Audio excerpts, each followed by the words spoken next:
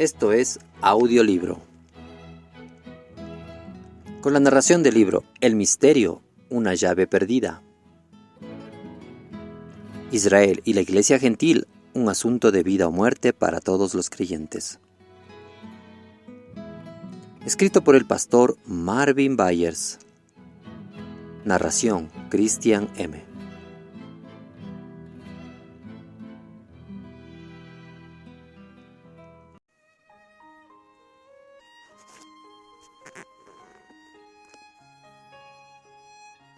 Capítulo 16. ¿Cuál es la respuesta para nosotros? Estaba yo parado afuera del Museo del Holocausto en Jerusalén, Israel, y a mi alrededor estaba el grupo de la excursión que dirigía. Yo quería compartirles unos pensamientos para expresar o preparar sus corazones para lo que estaban a punto de ver.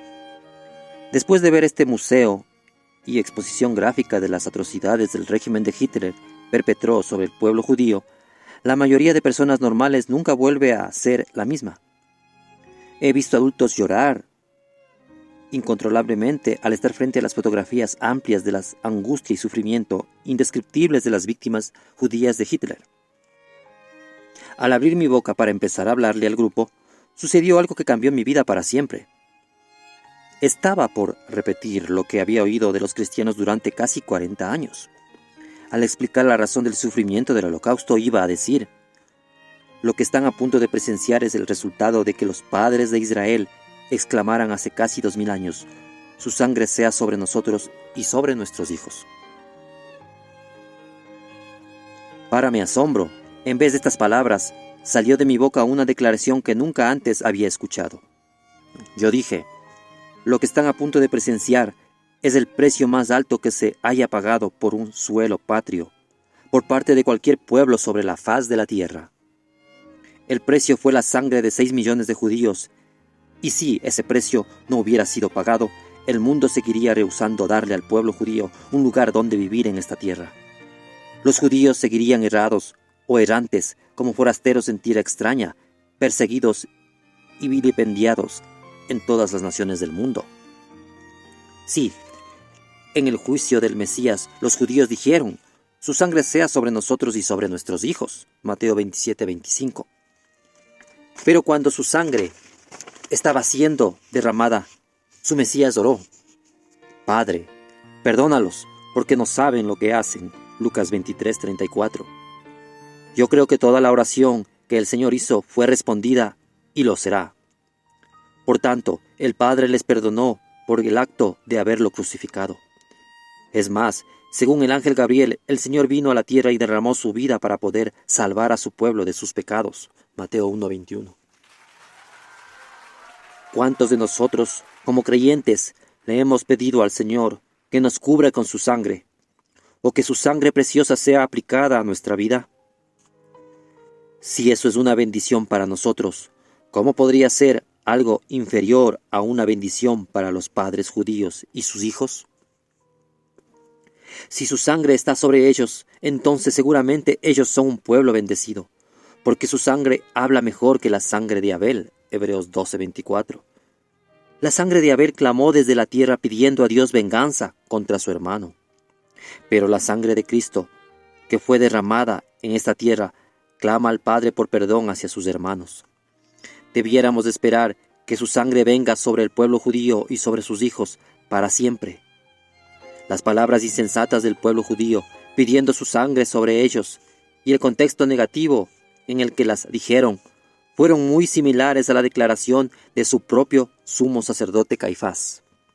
Él profetizó que Jesús moriría por la nación judía para que no pereciera. Juan 11, del 50 al 51. A pesar de que el Espíritu de Dios lo usó para expresar esta verdad, fue incorrecto su motivo para hacerlo. Él buscaba preservar su posición a través de matar a Jesús. Juan 11:48. Con todo, Israel no ha perecido, y el día viene cuando se cumplirá la palabra profética de Pablo en Romanos 11:26. Y luego, todo Israel será salvo. Ellos serán salvos por la sangre que fue derramada primero por ellos y luego por los gentiles. Esa sangre finalmente vendrá sobre la nación entera. ¿Será que Dios desea perdonar a su pueblo mientras muchos gentiles rehúsan hacerlo y siguen acusando falsamente al pueblo judío de ser asesinos de Cristo? Los judíos no fueron los únicos en poner a Cristo sobre la cruz. En Lucas 18, 32, 33, Jesús dijo que los gentiles lo escarnecerían y matarían. Todos tuvimos una parte en su muerte. Fueron mis pecados y los pecados suyos, lector y oyente, los que pusieron a Cristo en la cruz, junto con los pecados de todo el mundo. El Señor reveló este hecho al permitir que los gentiles romanos y los judíos obraran juntos para crucificarlo. Sin embargo, nadie le quitó su vida. Él la puso al escoger morir por judíos y gentiles por igual, desde antes de la fundación del mundo.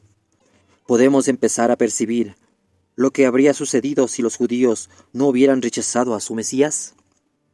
El mundo quizás no habría sido salvo.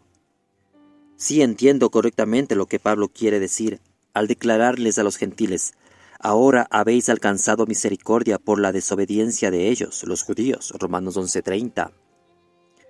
¿Será que la sangre del Cordero, que es suficiente para limpiar y perdonar al resto del mundo, también pueda limpiar y perdonar a su propio pueblo judío? Quizás algunos sectores de la iglesia gentil han sentido la justificación de manifestar dureza hacia los judíos por causa de sus graves pecados. De ser así, la raíz del problema de estos sectores puede ser la misma ceguera espiritual que nos aflige a todos e impide que veamos nuestra propia pecaminosidad e indignidad. ¿Son los judíos peores pecadores que todos los demás porque rechazaron al Mesías? ¿Acaso no somos todos culpables de rechazar al Mesías de una u otra forma todos los días? Nosotros seguimos nuestro propio camino, buscamos nuestra propia voluntad y corremos en pos de otros deseos y amores en este mundo, mientras Él se para llamando a nuestra puerta, día tras día, buscando nuestro amor y comunión. Todos hemos sido culpables de quebrantar su corazón al rechazarlo por algún otro Dios, tal como nuestros vientres o nuestros deseos juveniles. Filipenses 3:19, 2 de Timoteo 2:22. ¿Será posible que los gentiles no puedan remover la paja en el ojo de los judíos porque todavía tienen una viga en su propio ojo? Quienes han vilipendiado, rechazado y aún perseguido a los judíos en todos estos siglos han sido culpables de un error de razonamiento para justificar sus propios actos. El oído profético de Jeremías podía escuchar el razonamiento de los enemigos de Israel mucho antes de la cruz. Al hablar del sufrimiento de los judíos, él se lamenta así: todos los que los aliaban, los devoraban, y decían sus enemigos: no pecaremos, porque ellos pecaron contra Jehová, morada de justicia, contra Jehová esperanza de sus padres. Jeremías 57. Imagine esto. Ellos se justifican por destruir a los judíos, porque los judíos pecaron contra Jehová. ¿Y acaso no lo hemos hecho todos? Pero la palabra del Señor por medio de Jeremías pasa a declarar el final del asunto y proclama la actitud inmutable de Dios hacia Israel y cada uno de nosotros. Él promete: en aquellos días y en aquel tiempo, dice Jehová, la maldad de Israel será buscada y no aparecerá, y los pecados de Judá y no se hallarán, porque perdonaré a los que yo hubiere dejado. Jeremías 50:20. Si la sangre que jamás perderá su poder es suficiente para expiar los pecados de los gentiles, ¿cuánto más expiará los pecados del pueblo escogido, preservando por Dios hasta este día? Pablo dijo que el poder de Dios para salvar está dirigido al judío primeramente y también al griego. Romanos 1:16. Sabemos bien que Pablo le adscribe correctamente la fuente de muchas bendiciones a la raza judía: la adopción, la gloria, el pacto, la promulgación de la ley, el culto y las promesas, de quienes son los patriarcas y de los cuales, según la carne, vino Cristo. Romanos 9, del 4 al 5.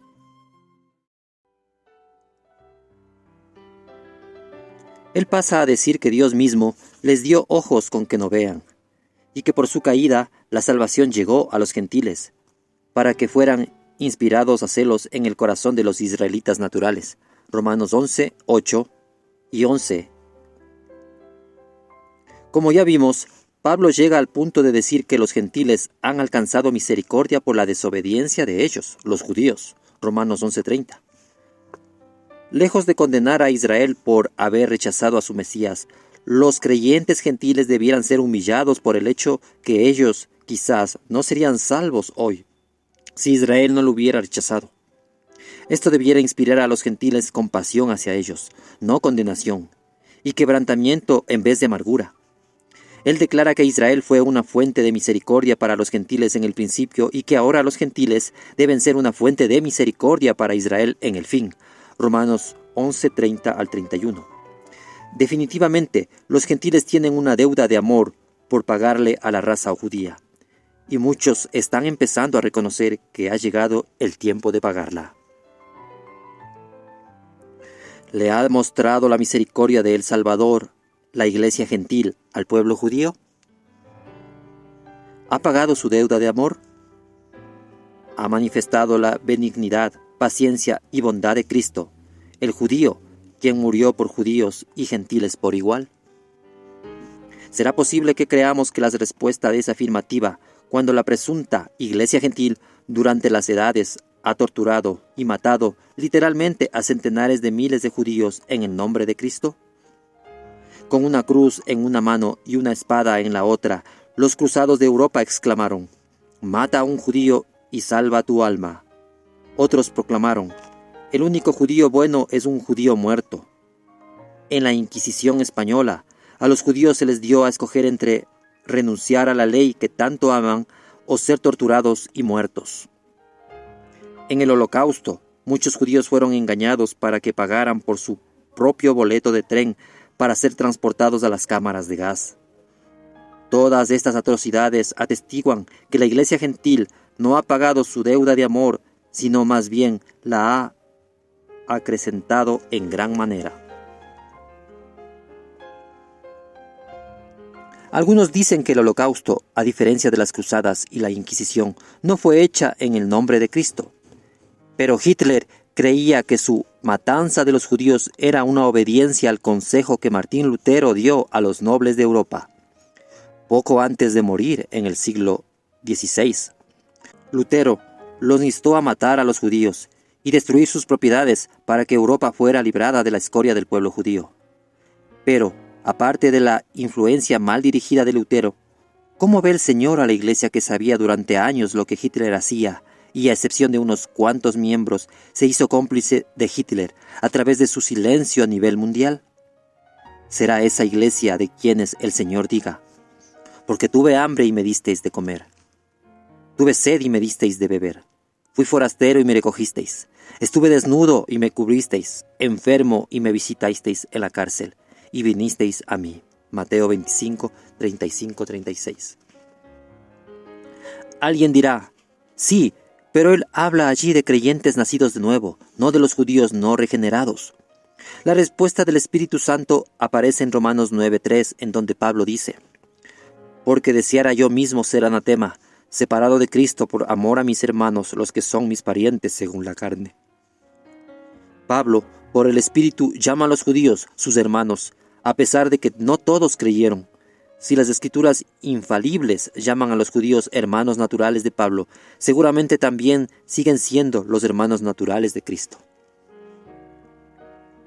El Señor dice que quienes hayan ministrado amor y ternura hacia estos mis hermanos más pequeños heredarán el reino. ¿No incluye esta declaración también a sus hermanos naturales? Quizás alguien cuestione esto, pero yo no quisiera poner en peligro mi destino eterno al maldecir a Israel en vez de bendecirla, solo porque haya asumido incorrectamente que, de alguna forma, Jesucristo había perdido todo afecto natural por sus hermanos naturales, por quienes lloró abiertamente cuando estaba en la tierra. Cuán trágico que, mientras Pablo deseaba ser anatema por amor a ellos, y Cristo puso su vida por ellos, algunos que se llaman o se han llamado cristianos han dicho: «Mata a un judío y salva tu alma». Ellos no saben de qué espíritu son.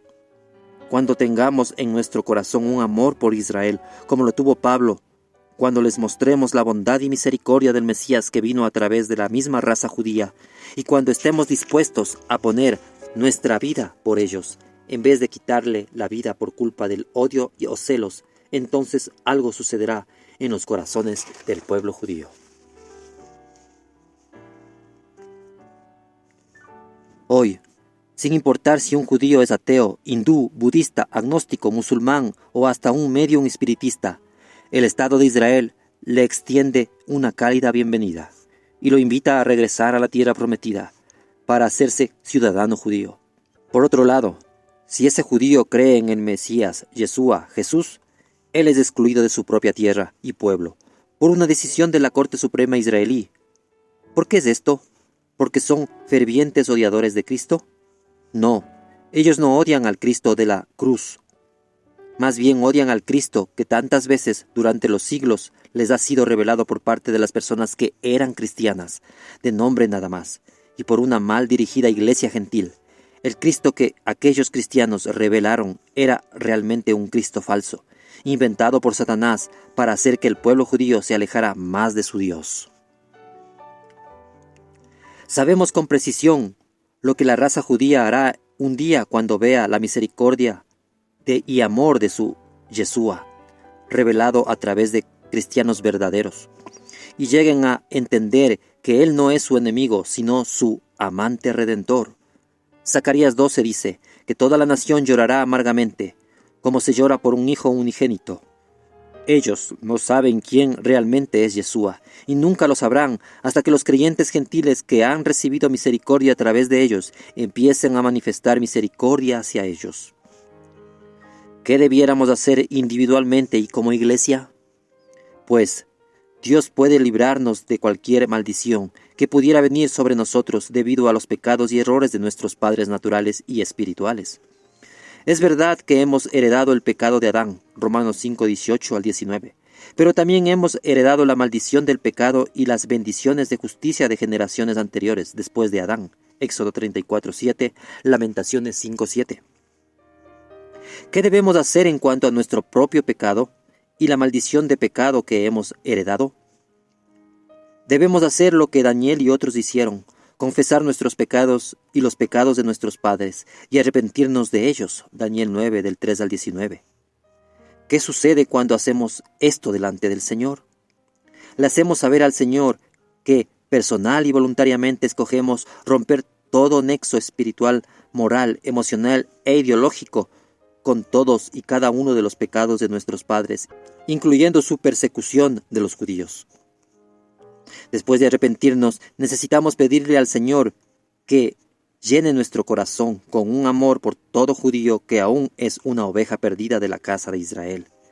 Esas ovejas son judíos que serán parte del remanente que sobrevivirá a los fuegos de juicio que faltan por venir sobre Israel. Para hacer que la nación se vuelva a su Mesías, ese remanente se volverá al Señor y llorará amargamente por lo que sus padres le hicieron a su Salvador. Será un día glorioso cuando todo Israel sea salvo, Romanos 11, 26. ¿Será que tus oraciones contribuirán a traer su restauración? Finalmente, debemos creer y confesar la palabra de Dios. Junto con Ruth, necesitamos confesar: tu pueblo es mi pueblo, y tu Dios es mi Dios, y tu tierra es mi tierra. Eso es, necesitamos identificarnos con Israel en nuestro corazón y reconocer que somos parte de ese pueblo escogido. Para ponerlo en términos neotestamentarios, necesitamos pedirle al Señor que nos injerte en el olivo, siendo íntimamente identificados con Israel. Todo gentil necesita encontrar este lugar en una forma muy real, porque es de allí que la vida de la savia empieza a fluir.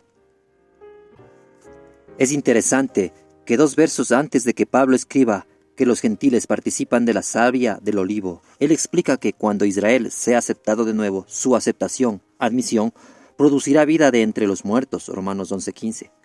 Obviamente, esto tiene implicaciones para el tiempo del fin, y queda aún por cumplirse.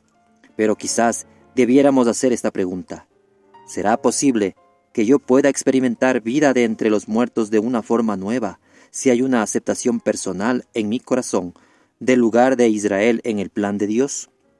El deseo de Dios es que cada uno de nosotros como creyentes experimente el poder de la resurrección o de su resurrección influyendo en nuestra vida diariamente, como Pablo lo deseaba para su propia vida. Filipenses 3:10.